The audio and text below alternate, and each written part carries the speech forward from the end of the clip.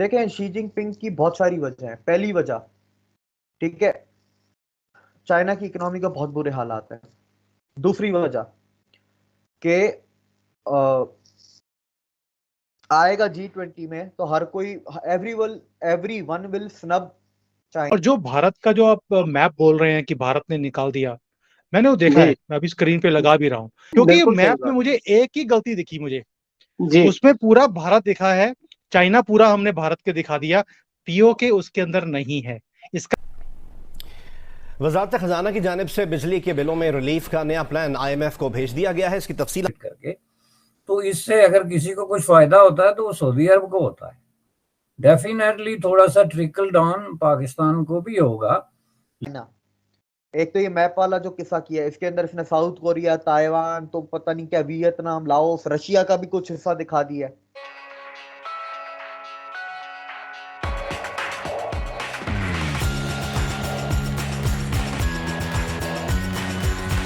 India का भी दिखा दिया है। तो ऐसा नहीं है कि सिर्फ इंडिया का दिखाया है। पाकिस्तान में सिर्फ यही बताते, चाइना ने सिर्फ इंडिया का दिखाया है। चाइना ने और भी पता नहीं कितने मुल्कों को साथ में रगड़ दिया, अपने नक्शे में दिखा दिया। ठीक है, तो उसके ऊपर सनब किया जाएगा, उसके खिलाफ बोला जाएगा। ठीक है, सप्लाई चेन्स की बात होगी, और भी बहुत सारी चीजों के ऊपर बात, उसके खिलाफ मतलब, और बहुत सारी चीजें मतलब उसके खिलाफ बात होगी। शी जिनपिंग इसलिए नहीं आ रहा। तीसरी चीज, ही हिज पॉलिटिकल कैरियर और political chair is very uncertain. Rumours हैं कि चाइना में कू हो सकता है। पता चले शी जिनपिंग इंडिया में लैंड करें और वो लैंड करते चाइना के प्रेसिडेंट ही ना रहे, उधर कोई और प्रेसिडेंट बन जाए, कू हो सकता है। या तो असैसिनेशन अटेम्प्ट्स तक हो सकते हैं शी जिनपिंग के ऊपर। ये भी एक बात चल रही है, क्योंकि अनसर्टेन है। ठीक है, people are not happy with Xi Jinping, neither public nor the elders. CCP में दो ग्रुप है। एक एल्डर है, एल्डर मतलब जो बहुत टाइम से हैं सीसीपी में। ठीक है, एक दूसरा ग्रुप है जो कि नॉर्मल, मतलब एक एवरेज एक्सपीरियंस है सीसीपी के अंदर, वो ताजे ताजे नया लॉट जिसे कहते हैं वो है। जो एल्डर्स है पुराने टाइम के, they are not happy with China, they are not happy with Xi Jinping. ठीक है, they are not happy with his attitude towards the world, towards Russia, towards India, towards COVID, towards supply chain, towards everything. तो ये 4-5 वजह है। और फिर एक और वजह है मजाकिया। एक मजाकिया मजाक कह सकते हैं। दिल्ली पुलिस ने कह दिया, शी जिनपिंग ने कहा मैं 45 गाड़ियां लेके आऊंगा। जब आ रहे थे, पहले ये जब आ रहे थे, उन्होंने कहा मैं 45 गाड़ियां लाऊंगा। दिल्ली पुलिस ने कहा कि बेटा 45 नहीं आएंगी, 5 गाड़ियां आएंगी तुम्हारी, जिसमें तुम खुद और तुम्हारे मिनिस्टर बैठेंगे। आगे पीछे जितनी गाड़ियां होंगी वो हम देंगे तुम्हें, इंडिया की गाड़ियां होंगी।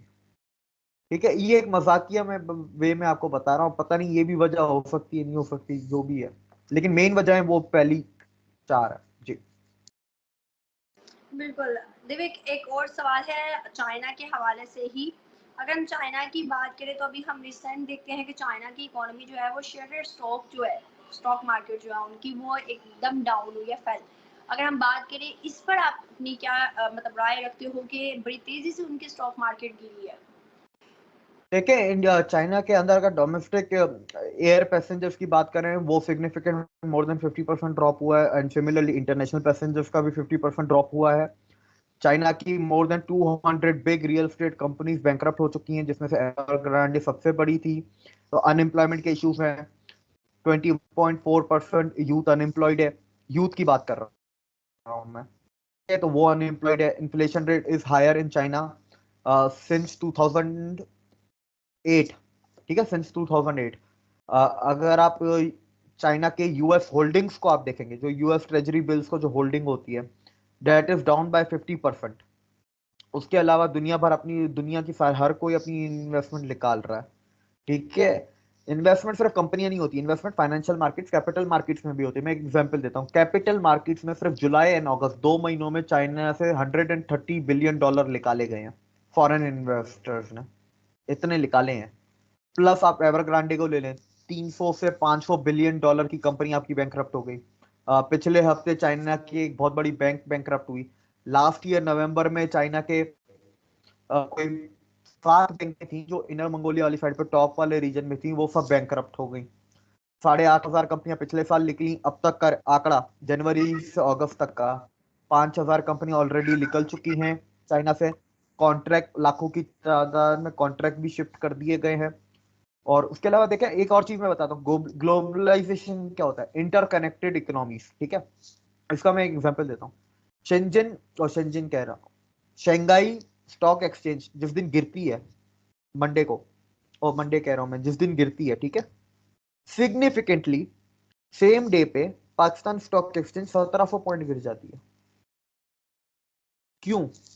पाकिस्तान स्टॉक एक्सचेंज की अगर आप वेबसाइट पे जाएं psx.com, उसके अंदर अबाउट में जाएं, और अबाउट में आप बिल्कुल नीचे जाएंगे तो उधर आपकी शेयर होल्डिंग पैटर्न लिखा हुआ है। पाकिस्तान की stock exchange 40% is owned by China.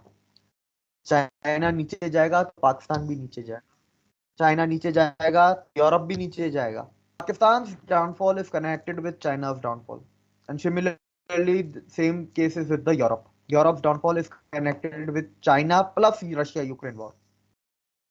इसमें एक और चीज मैं ऐड करता चलूं, यूरोप बहुत बड़ी कंजम्पशन मार्केट है। पाकिस्तान का भी हमारे नंबर 1 नंबर 2 एक्सपोर्ट लिस्ट पे आता है। तकरीबन सभी डेवलपिंग कंट्रीज के नंबर 1 या नंबर 2 एक्सपोर्ट लिस्ट पे यूरोप या अमेरिका नंबर 1 नंबर 2 पे होते हैं। लेकिन ये पीनट क्यों है कि पाकिस्तान को अगले 4-5 महीनों में जो है वो तकरीबन 20 से 25 बिलियन डॉलर जो है वो लोन पे करना है। And I am talking about months, 4-5 महीनों में। You are talking about 4-5 years कि जिसमें जो है ये इन्वेस्टमेंट होगी तो कोई मिनरल का या जो सिलसिला। तो इस हिसाब से ये इसको आप बहुत हवालों से चाइना से भी कंपेयर कर सकते हैं। चाइना के साथ पाकिस्तान ने कोई बिजनेस नहीं किया है, आपने अपनी लैंड दी है। एक तरीके से चीन को बिजनेस करने के लिए आपने अपनी लैंड उनके हवाले की है, और लैंड भी एक ऐसे खिते में आपने उनके हवाले की है जो बाकोल आपके एक डिस्प्यूटेड टेरिटोरी है, जिसको आप गलगित बल्तिस्तान कहते हैं। आप अभी पाकिस्तान के कॉन्स्टिट्यूशन की कोई लेटेस्ट कॉपी उठा के देखें, उसमें ये देखें कि गलगित बल्तिस्तान अगर कहीं पाकिस्तान का कहीं से हिस्सा है या किसी भी तरीके से उसकी कोई टेरिटोरियल ज्यूरिसडिक्शन कोई इस तरीके से बनती है तो वो आप मुझे बताएं। लेकिन इन एब्सेंस ऑफ दैट, चूंकि पाकिस्तान गलगित बल्तिस्तान का इंतज़ाम संभालता है, इसलिए उसने चीन को इतनी बड़े इलाका जो है वो अलाउ कर दिया कि वो वहाँ से अपनी जो है फैसिलिटी डेवलप करे, जिसके नतीजे में जाहिर है फ्यूचर में चीन अपनी जो चीज़ें बेचेगा, कोई अगर वहाँ पे किसी तरह की कोई तजारती कमर्शियल जो है वेंचर कायम करे तो वो ट्रिकल डाउन हो, तो उससे थोड़ा बहुत किसी को कोई गैस स्टेशन कायम हो, को कुछ हो, को लोकल पॉपुलेशन को फायदा हो। लेकिन फॉर द टाइम बीइंग जो सिचुएशन हकीकत है वो सिर्फ ये है कि आपने अपनी जमीन दे दी, बाकी आगे फ्यूचर में क्या फायदे होंगे, किस तरह होंगे, और इस तरह कोई मुल्क भी जो है वो इस तरीके से नहीं करता, और ना इसको किसी भी तरीके से जो है वो इन्वेस्टमेंट कहा जा सकता है। इसका एक पहलू ये है। दूसरा पहलू मुख्तसर तौर पे ये है कि पाकिस्तान दुनिया का वाहिद मुल्क है जिसमें के आर्मी चीफ जो है वो डॉलर का रेट तय करता है, और वो स्टिक लेके तो जनाब के 300 पे 318 लगता है। Can you imagine? क्या आर्मी चीफ कोई इकोनॉमिस्ट होता है? क्या वो कोई जो है किसी भी तरीके से कोई उसकी जो इंटरनेशनल जो एक्सपर्टीज जो हैं करेंसी को रेगुलेट करने या किसी तरीके से उनके दरमियान बैलेंस क्रिएट करने के लिए जो बुनियादी तौर पे आईएमएफ का ठेका है। एक्चुअली आईएमएफ का जो बेसिक मैंडेट है, अगर आप उसका मंशूर देखें तो उसमें बेसिक पॉइंट नंबर 1 यही है, और ये बहुत ही एक क्रिटिकल किस्म का जो है वो चीज़ है। और आप समझते हैं कि दुनिया बेवकूफ़ है, एक तरफ आप दुनिया को कहते हैं कि आप आएँ जी यहाँ पे इन्वेस्ट करें,